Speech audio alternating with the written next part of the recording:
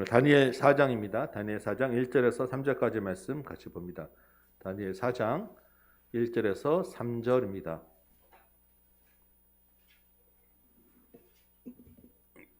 제가 읽도록 하겠습니다. 느부갓네살 왕은 천하에 거주하는 모든 백성들과 나라들과 각 언어를 말하는 자들에게 조서를 내리노라.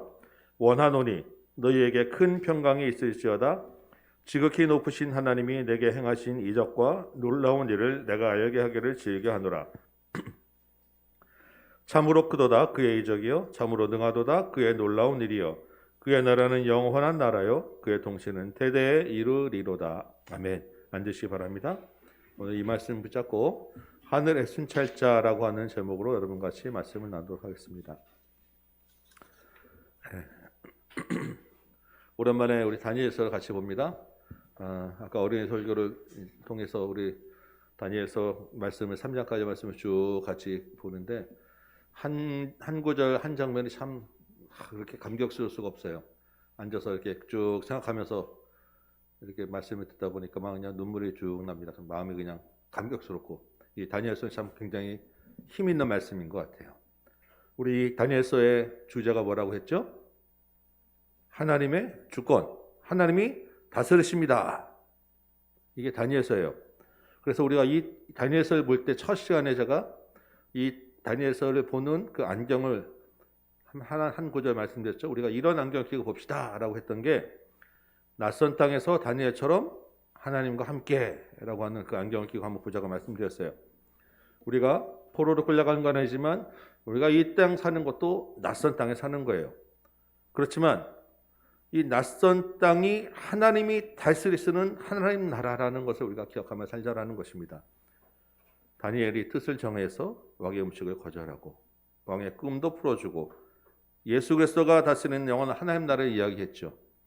세 친구는 풀무불을 두려워하지 않고 금신상에 절하지 않았습니다. 하나님이 이 땅을 다스리는 주인이심을 믿었기 때문이에요. 오늘 다니엘서를 이제 계속 볼 텐데 우리에게도 이 소망, 이 믿음이 있기를 소망합니다.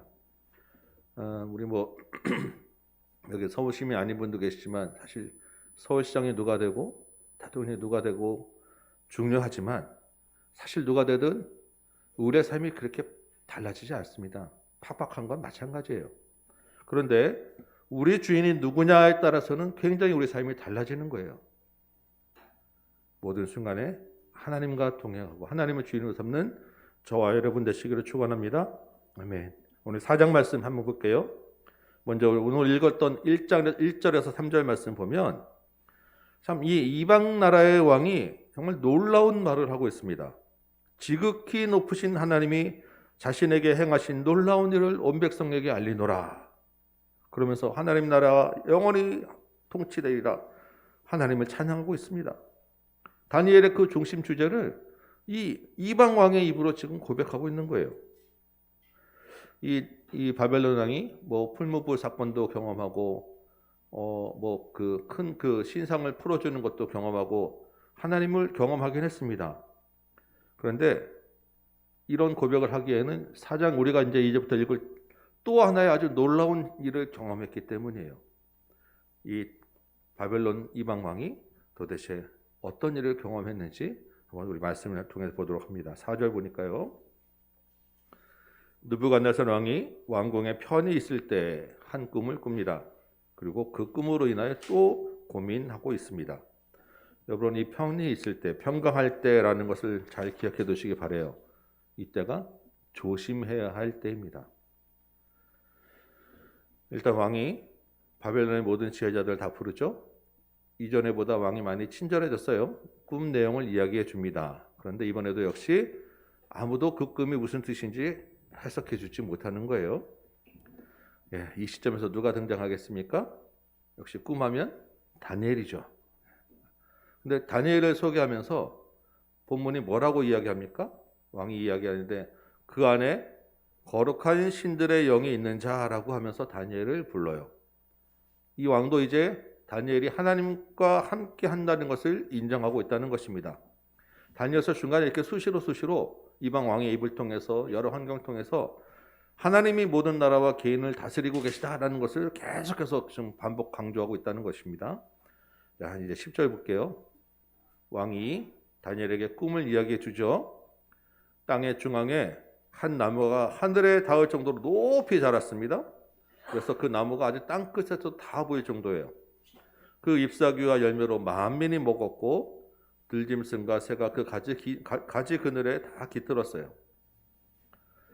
그런데 한 순찰자, 거룩한 자가 하늘에서 내려와서 갑자기 그 나무를 베어버리고 가지를 자르게 하고 짐승과 새들을 막 쫓아내는 거예요. 근데 나무를 베긴 하지만 그루터기만 남겨놓죠. 그 그루터기가 어떻게 됩니까? 짐승의 마음을 받아서 7대를 지내게 될 것이다. 그리고 17절에 이렇게 되어 있습니다. 지극히 높으신 이가 사람의 나라를 다스리며 자기의 뜻대로 그것을 누구에게든지 주시며 또 지극히 천한 자를 그 위에 세우시는 줄을 사람들이 알게 하려 함이라 라고 이야기하면서 꿈을 깨게 됩니다. 자, 여러분, 이 꿈이 무슨 의미겠습니까? 우리가 뭐 그냥 앞뒤 그냥 다 잘라버리고 대충 읽어도 이 꿈이 이런 내용이겠구나라고 대강 짐작되지 않으세요? 하물며 그 시대에 난다 긴다고 하는 그 바벨론 술객들 지혜자들이 이 꿈이 무슨 뜻인지 모르지 않았을 거예요. 근데 모른다고 왕에게 이야기합니다. 뭘 모른다고 할까요? 꿈이 무슨 뜻인지 모르는 게 아니라 그 절대 군주한테 어떻게 잘 보이게 이 꿈을 얘기할까를 모르겠다는 거예요. 차마 그 꿈 내용을 제대로 얘기해 줄지 모르겠다. 그러니까 나는 얘기 안 하겠다, 모르겠습니다 라고 그냥 빠져버렸던 거예요. 절대 군주한테 굳이 이 꿈 내용을 이야기할 필요가 없는 거잖아요. 모두가 다 모르겠다고 물러서는데 다니엘이 그냥 고지것대로 꿈을 해석해 주는 내용들이 뒤에 있는 말씀들이에요. 여러분이 생각한 내용과 다니엘이 얘기하는 것이 맞는지 한번 비교해 보면서 한번 말씀 보세요. 19절 말씀 봅니다. 다니엘이 한동안 놀라서 말을 못합니다. 이 해석은 왕의 대적에게 응하기를 원합니다 라고 하면서 꿈 내용을 이야기해줘요. 22절 볼게요. 그 높고 큰 중앙의 나무가 누구라고 합니까? 바벨론 왕. 여러분 생각대로 아닙니까? 왕의 나라가 이렇게 창대하고 권세가 땅 끝까지 미치게 되었습니다. 그런데 누가 내려와요? 순찰자가 내려와요. 거룩한 자. 순찰자라고 하는 말은 다른 말로 하면 감시자입니다. 감시자. 하늘에서 다 보고 있었다는 거예요. 이 순찰자가 나무를 베게 하죠. 왕이 쫓겨난다는 거예요. 그래서 어떻게? 들짐승과 함께 살고 소처럼 풀을 먹고 하늘 이슬에 젖으면서 살게 된다라고 하는 것입니다. 그런데 그루터기는 베지 않죠. 완전히 쫓겨나서 죽는 것은 아니고 그렇게 7대를 지난 후에 다시 돌아오게 될 것이다 라고 하는 말입니다. 여기 7대라고 하는 것은 보통 우리가 7년이 아닌가라고 생각할 수 있는데 사실 뭐 7년일지 7일일지 알 수가 없어요. 그냥 하나님이 정하신 때라고 생각하시면 됩니다. 하나님이 정하신 기간이 지나면 다시 돌아오게 될 것이다. 이런 일이 왜 있게 됩니까? 26절 중반에 보면 하나님이 다스리시는 줄을 왕이 깨닫게 하기 위해서라는 거예요.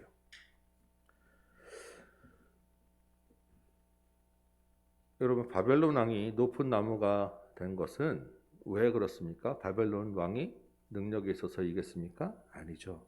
하나님이 도구로 사용하셨기 때문입니다.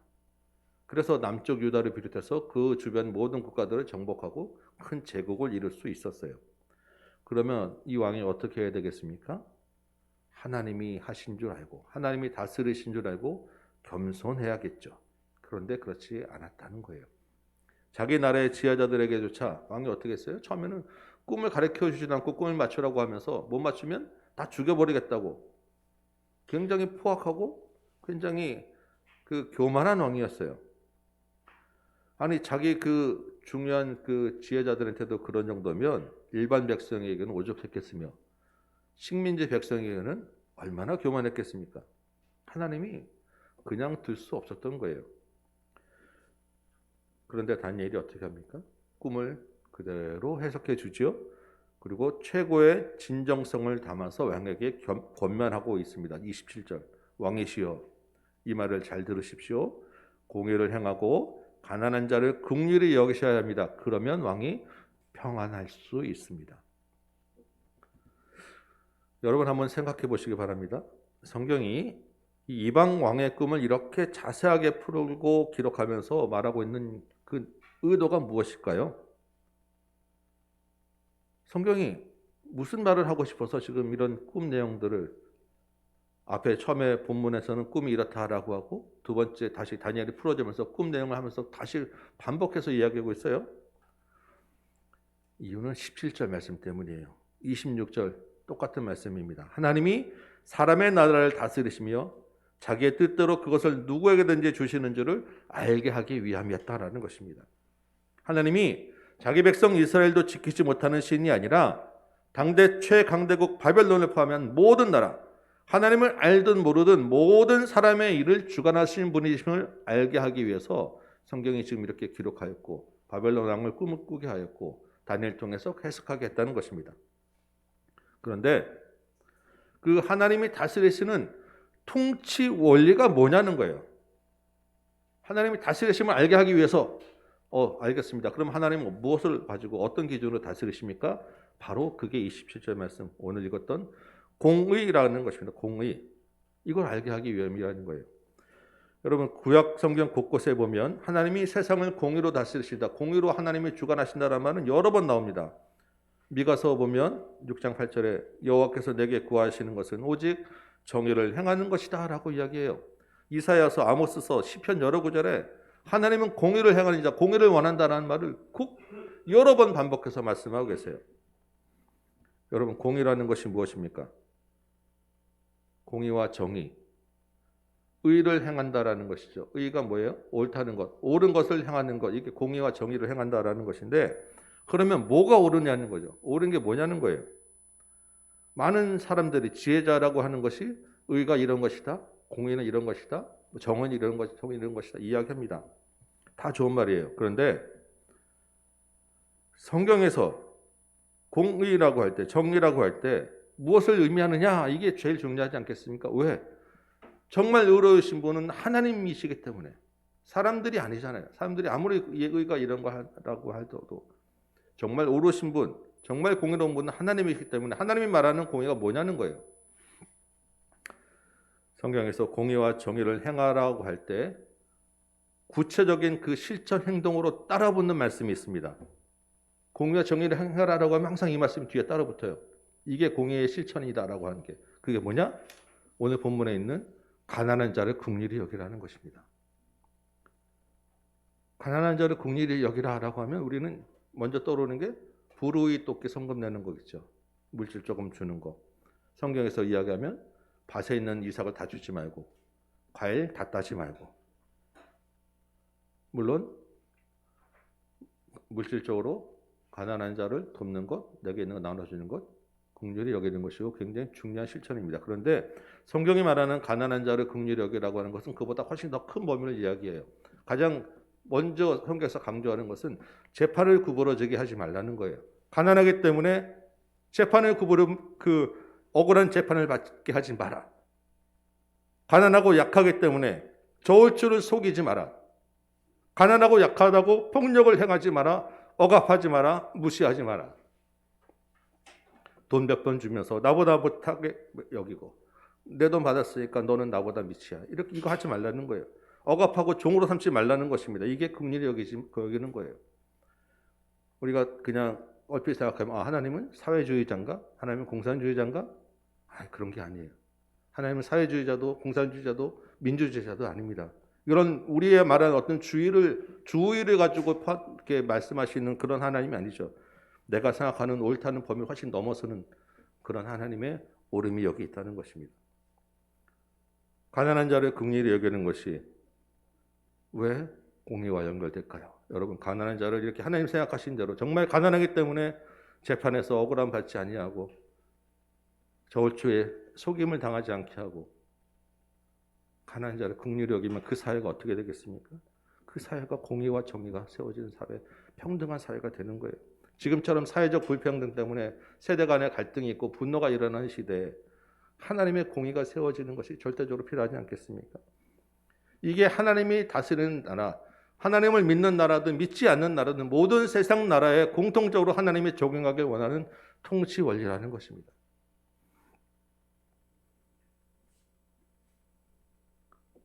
그런데 이 통치 원리를 말씀하시는 가난한 자를 긍휼히 여기라고 하는 그 말씀의 근본에 정말 중요한 하나가 들어있어요. 아주 큰 의미가 하나 들어있는데 그게 뭐냐면 그 긍휼히 여길 가난한 자가 바로 너희다라는 것을 알려는 것입니다. 가난한 자를 긍휼히 여기면서 너희가 긍휼히 여김을 받은 자라는 것을 기억하라는 거예요. 하나님이 돌보시고 공급하시는 은혜를 입었다라는 것을 기억하라는 것입니다. 그러면 자연히 겸손해질 수밖에 없어요. 자기를 내세우는 것이 아니고 자기의 남을 높이는 것이 아니라 남을 나보다 높이게 된다는 것입니다. 그러면 하나님은 모든 세상을 다스리시는 하나님을 더 의지할 수밖에 없게 되는 거예요. 오늘 본문에 따르면 공의를 행하지 않고 가난한 자를 긍휼히 여기지 않는 것이 죄라고 이야기합니다. 교만한 것 죄예요. 하나님의 통치 원리를 따지지 않는 것 이것이 죄입니다. 하나님을 주인으로 모시지 않게 되는 거죠. 여러분 우리가 이삭헌금 드리죠. 정말 주위에서 생각하시면서 여러분 드시기 바랍니다. 내가 가난한 자, 내가 긍휼히 여김을 입은 자다. 이것이 드림으로 내 의가 드러나고 내 나무가 자라나면 안 돼요. 여러분 11조 하시고 교회 나와서 봉사하시고 사역하시고 여러 가지 할 때 특별히 기억하시기 바라요. 우리가 긍휼히 여김을 받은 자, 우리가 가난한 자라는 것입니다. 하나님이 이 통치 원리를 바벨론 왕이 알게 되기를 원하셨어요. 왜? 그 바벨론 왕이라는 나무 밑에 너무나 많은 사람들이 깃들어 살기 때문입니다. 이방 나라 백성들도 알기 원하셨어요. 그 나라 땅도 하나님이 다스리시고 계시고 그들도 하나님의 피조물이기 때문이에요. 그 땅에 이러한 공의와 정의로 평등한 사회가 세워지길 하나님이 원하셨던 거예요. 그래서 이 꿈을 꾸게 하고 이걸 알게 하고 해석하고 기록하게 한 것입니다. 근데 하나님이 또 누가 알기를 원하셨을까요? 바벨론 왕도 알게 원하셨고 이방 나라도 알기를 원하셨지만 이스라엘 백성들도 알기를 원하셨어요. 지금 그들이 어떤 상태예요? 나라가 망할 지경에 돼 있고 포로로 끌려와 있고 하나님을 원망하고 도대체 왜 우리에게 이런 일이 있는가? 하나님을 믿지 않게 되고 낙심하고 있는 사람들에게 아니다. 하나님이 진 게 아니야. 오히려 지금 이 바벨론 땅도 내가 다스리고 있다라는 것을 알게 하기 위함이었다는 것입니다. 그들이 낯선 땅에 천한자로 살고 있지만 그곳에서도 하나님의 백성으로 살아야 하기 때문에 이스라엘 백성들이 알게 되길 원했기 때문에 이 말씀을 주신 거예요. 그런데 이방 민족들이 바벨론 왕이 하나님의 통치 원리대로 살았을까요? 오늘 본문에 보면 바벨론의 술객들이 어떻게 하죠? 왕에게 진실을 이야기하지 않습니다. 왜? 권력을 두려워했기 때문에 자기가 누리던 자리를 놓고 싶지 않았기 때문일 것입니다. 그들이 긍휼히 여겨야 될 대상이 누구였어요? 그들의 왕이었죠. 그들에게 가난한 자는 그들의 왕이었어요. 그런데 그 왕을 제대로 섬기지 않은 거예요. 바벨론 민족들은 어떻습니까? 자기들에게 끌려와 있는 이방 민족, 포로 민족들을 긍휼히 여기고 가난히 여겨야 됐어요. 그런데 우리가 잘 아는 시편 137편 보면 이스라엘 백성들이 포로로 끌려가서 날마다 울었다고 해요.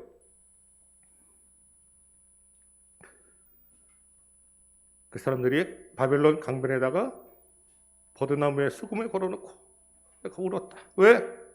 바벨론 사람들이 자꾸 자기들한테 고향 노래 좀 불러봐 하고 그 부르는 거 보면서 박수치고 즐거워했기 때문에 약간 힘들었다라는 걸 시편으로 기록하고 있어요. 가난한 자를 긍휼히 여기지 않은 거예요.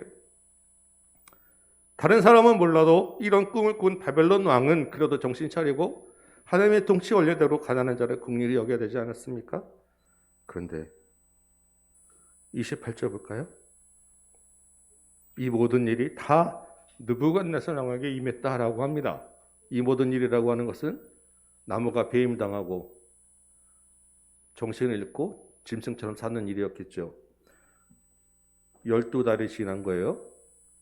이 꿈을 꾸고 12달이 지난 것입니다. 왕이 왕궁 지붕을 거닐다 보니까 그 크고 화려한 왕궁과 도시를 내려다보게 되었습니다. 바벨론의 궁중정원이라는 것은 뭐 세계 불가사에 포함될 정도로 굉장히 유명하지 않습니까? 그 도시를 내려다보면서 어떤 마음이 들었겠어요? 30절. 내가 내 능력과 건설로 이 도성을 건설했구나. 내 위엄의 영광을 나타내는 것이 아니겠느냐라는 마음이 들었다는 거예요. 31절 보니까 이 말이 아직도 왕의 입에 있을 때 하늘에서 소리가 들립니다. 나라의 왕위가 내게서 떠났느니라. 왕의 자리에서 쫓겨나고 소처럼 풀을 먹게 되고 이슬에 젖고 머리털 손톱 발톱이 새처럼 되었습니다. 왕이 정신을 잃고 짐승처럼 된 거예요. 하나님 말씀하시는 가난한 자를 긍휼히 여기는 공의를 행하지 않았던 교만했던 결과입니다. 여러분, 왕궁 지붕 위는 아주 위험한 곳입니다. 교만해지기 딱 좋은 곳이에요. 다윗이 왕궁 옥상에서 거닐다가 밧세바를 범하게 되었습니다.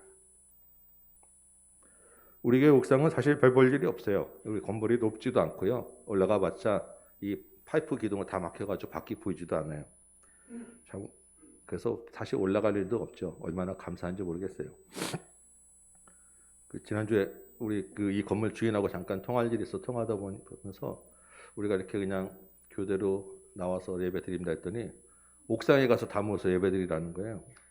거기 이제 다 이렇게 열려 있으니까 아니 거기는 이게 시설도 안 돼서 못 합니다. 그랬더니 아 그런가요? 하고 이제 말했는데 아무튼 옥상이라는 것이 참 위험한 것이에요. 그런데 그 옥상이라는 것이 이런 물리적 공간의 옥상만을 이야기하겠습니까?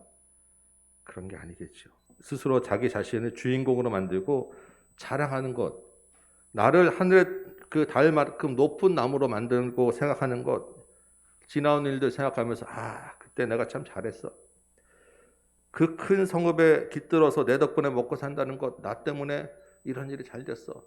내 그늘 아래 우리가 다 먹고 사는 것이야 라고 생각하는 것, 내 마음이 뿌듯해지는 게 우리 왕궁 옥상에 올라가는 건 아닙니까? 가정에서도 교회에서도 평신도나 목회자나 빠질 수 없는 위험입니다. 저도 마찬가지예요.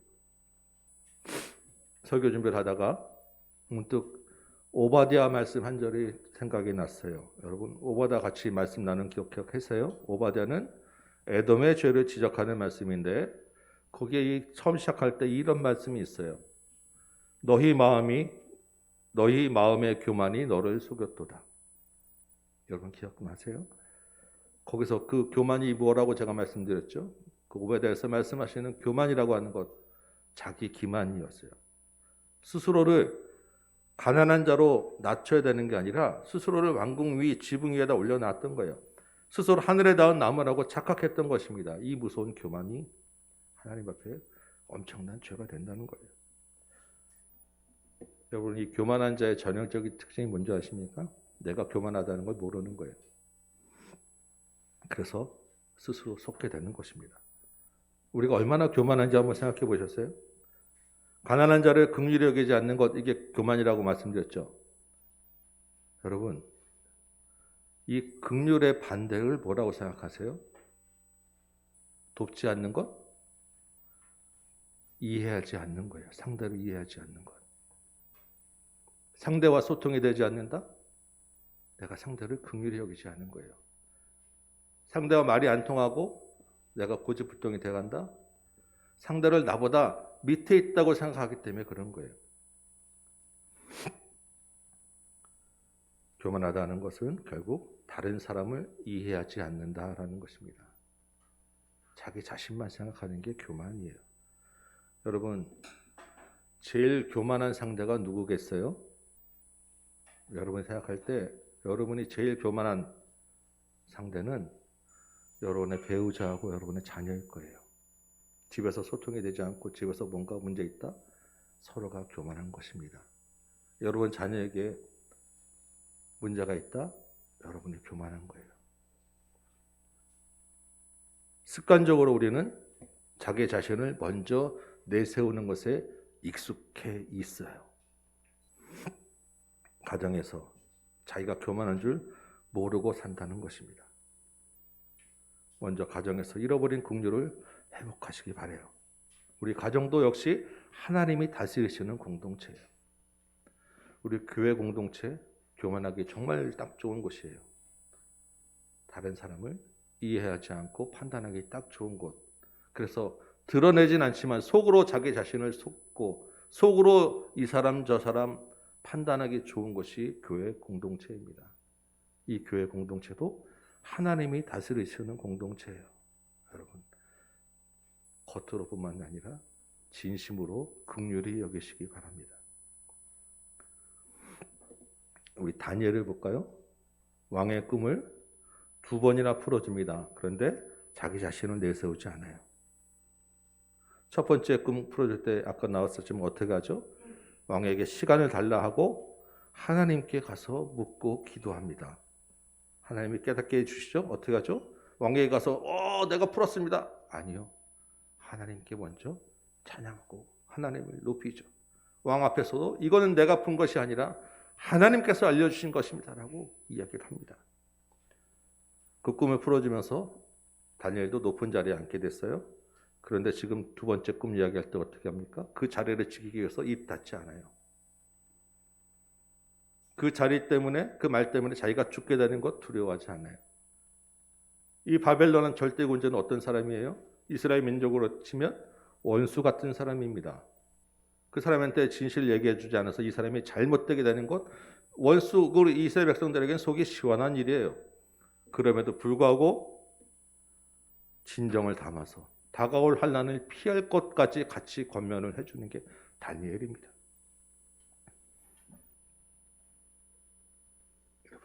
다니엘과 이방인의 차이가 어디에 있을까요? 모르겠다고 하는 이방인들과 진실을 말해주는 다니엘의 차이가 어디 있냐고요. 이방인에게는 없는데 다니엘에게는 있는 것이 있어요. 아까 느부갓네살이 다니엘을 소개할 때 뭐라고 얘기했죠? 그 안에 거룩한 신들의 영이 있는 자라고 이야기합니다. 다니엘에게는 거룩한 하나님의 영이 있었던 거예요. 하나님이 모든 세상 만사를 다스리시는 분이다라는 것을 깨닫고 알고 있었다라는 것입니다. 그렇기 때문에 바벨론 왕을 두려워하지 않을 수 있었고 자신을 내세우지도 않았고 자기를 자랑할 일도 없었다는 거예요. 바벨론 왕을 긍휼히 여기고 공의를 행하는 자가 될 수 있었다라는 것입니다. 여러분 안에 거룩한 영이 계시죠? 거룩한 영을 따라 사시기 바랍니다. 그런데 오늘 본문에서 거룩한 영이 있는 자의 정말 중요한 특징이 나타나고 있어요. 이게 뭐냐면 거룩한 영이 있는 자는 순찰자가 있다는 것을 기억하는 거예요. 순찰자. 거룩한 영이 있으니까 거룩하신 하나님을 기억하고 그가 보낸 순찰자를 알아보고 순찰자가 있다는 것을 기억하며 살게 되는 것입니다. 여러분, 하늘의 순찰자가, 하늘의 감시자가 여러분을 보고 있다는 것, 순찰자가 있다는 것을 여러분 생각하며 사셨습니까? 하늘에 순찰자가 있다고 하니까 그럼 내가 늘 일거수일투족 감시에 당하나? 기분 나쁘게 혹시 들리실 수도 있어요. 우리 일거수일투족을 꼼짝 못하게 하기 위해서 감시하니까 조심하라. CCTV에 사방에 다 달렸다. 이런 거 아닙니다. 여러분 혹시 코람데오라고 하는 말 들어보셨어요? 무슨 말이죠? 하나님 앞에서라고 하는 말이에요. 우리가 순찰자를 기억한다. 순찰자가 있다고 하는 말은 우리를 감시당한다는 기분 나쁜 말이 아니라 코람데오의 삶을 살아야 된다라는 말입니다. 모든 사람의 나라를 하나님이 다스린다는 것은 우리의 모든 삶이 하나님 앞에 있다는 거예요. 다니엘 그걸 알고 있습니다. 하나님 앞에 있으니까 민족의 원수라고 할 수 있는 바벨론 왕의 평안을 위해서도 권면할 수 있고 자기를 두려워하지 않고 다 이야기할 수 있는 거예요. 왕 앞이 아니라 하나님 앞이기 때문에 가능하다라는 것입니다. 사도 바울이 갈라디아서 1장 10절에 이렇게 이야기해요. 이제 내가 사람들에게 좋게 하랴 하나님께 좋게 하랴 사람들에게 기쁨을 구하랴. 내가 지금까지 사람들의 기쁨을 구하였다면 그리스도의 종이 아니니라. 사도 바울의 평생의 삶도 바로 이 코람데오의 삶이었다라고 하는 것입니다.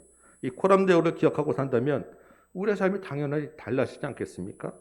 하나님 앞에서 우리가 어떻게 다른 사람을 판단할 수 있으며 어떻게 욕을 하겠으며 어떻게 거짓을 행하겠으며 어떻게 게으르게 살겠냐는 것이죠. 어떻게 하나님 앞에서 내 자랑을 할 수 있겠습니까?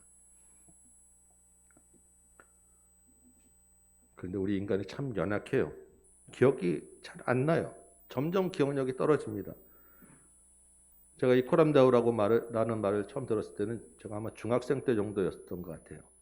벌써 지금 몇십 년 동안 이 코람데오를 기억하고 사는데 종종, 자주, 그보다 훨씬 더 많이 오히려 이 말을 잊고 살아요. 아마 여러분도 마찬가지일 것입니다. 그런데 참 하나님이 감사한 게 있어요. 그렇게 잊어버리고 사는 우리에게 화내거나 포기하지 않으신다는 거예요. 우리를 버리지 않으신다는 거예요. 계속해서 기억나게 해주시고 경고해 주시고 기다려 주시고 기억나도록 우리 환경을 바꿔주세요. 오늘 본문 보면 이방 왕에게 꿈을 꾸게 해주시죠. 다니엘이라고 하는 포로로 끌려가 있는 그 민족 그에서도 사람을 보내서 꿈을 알게 해주는 거예요. 왜? 경고해 주지 않 경고하는 거예요. 바벨론 왕 너 이렇게 하면 안 돼라고. 그리고 나서 어떻게 되죠? 12달을 또 기다려 주세요. 바꿔질 시간을 주시는 거예요. 그렇게도 안 되니까 어떻게 됩니까? 정신을 잃게 하죠. 환경을 바꿔버리는데 그걸로 끝내지 않고 7달을 또 기다려 주시는 거예요. 34절 보니까요. 그 기한이 찼습니다. 느부갓네살이 하늘을 우러러 보았더니 총명이 다시 돌아오게 되었다라고 되어 있습니다. 이제야 느부갓네살이 하나님이 세상을 다스리신다는 것을 깨닫게 되고 하나님을 찬양하고 하나님을 생각했습니다. 하늘을 우러러 보았더니 다시 이제 회복시켜 주시게 되었다라는 거예요. 그래서 37절에 하나 이렇게 이야기하죠. 그러므로 지금 나 느부갓네살은 하늘의 왕을 찬양하고 칭송하며 경배하노니 그의 일이 다 진실하고 그의 행하심이 의로우심으로 교만하게 행하는 자를 그가 낮추심이라. 놀라운 고백을 하며 마무리하게 되는 것입니다. 하나님이 모든 사람의 나라를 다스리십니다. 그리고 우리에게 부지런히 그것을 알게 하시고 계세요. 우리 안에 계신 거룩한 영이 말씀을 깨닫게 하시죠. 그리고 우리에게 선한 양심을 주셨습니다. 그 선한 양심이 계속 우리를 찔러줘요. 그것뿐입니까? 하나님이 사람을 보내서 경고해 주세요. 그래도 안 되면 어떻게 해요? 우리 환경을 바꿔버리십니다. 그게 우리가 이야기하는 고난이라고 하는 거예요.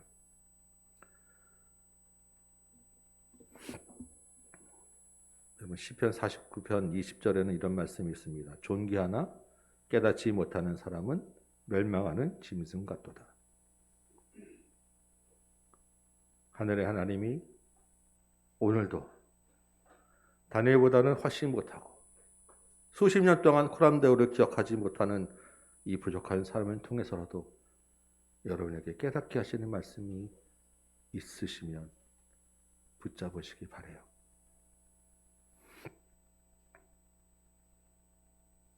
여러분 안에 거룩한 영이 있으시죠?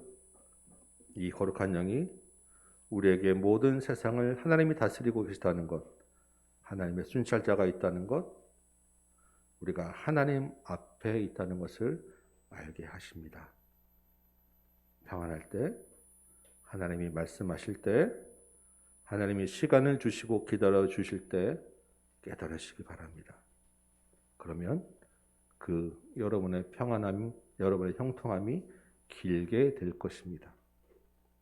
혹시 여러분이 고난과 어려움 가운데 계십니까? 순찰자를 잊었다는 것을 여러분 생각하시기 바라요.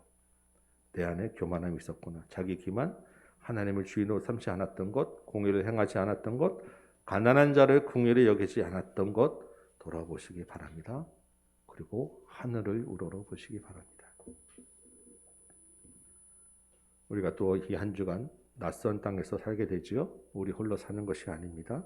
우리 안에 있는 거룩한 영과 함께 사는 거예요. 세상의 권세와 세상의 이치대로 사는 것이 아니라 하나님 앞에 사는 것을 여러분 기억하시면서 공의를 행하고 가난한 자를 긍휼히 여기는 이 한 주간 되시기를 주님의 이름으로 축원합니다. 말씀을 생각하면서 우리 한번 찬송하고 기도하도록 하겠습니다.